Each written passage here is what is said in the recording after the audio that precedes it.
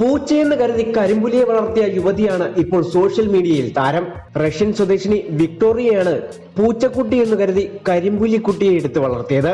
കാടിനോട് ചേർന്നുള്ള വീടിന് സമീപത്ത് നിന്നാണ് കണ്ണുപോലും തുറക്കാത്ത പ്രായത്തിൽ വിക്ടോറിയയ്ക്ക് ഈ കരിമ്പുലിയെ ലഭിക്കുന്നത്.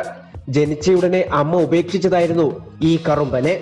കറുത്ത പൂച്ചക്കുഞ്ഞെന്ന് കരുതി തന്റെ വളർത്തുനായ വെൽസയ്ക്കൊപ്പം വിക്ടോറിയ കരിമ്പുലിയെ വളർത്തി. കറുമ്പന് ലൂണ എന്ന പേരും നൽകി. അങ്ങനെ തന്റെ വളർത്തുനായയും കരിമ്പുലിയും ഒരു പാത്രത്തിൽ കഴിച്ച് ഒരിടത്തുറങ്ങി വളർന്നു. എന്നാൽ അതുവരെ പൂച്ചക്കുഞ്ഞെന്നു കരുതിയ ലൂണ വളർന്നപ്പോൾ വളർത്തുനായയേക്കാൾ വലുതായി.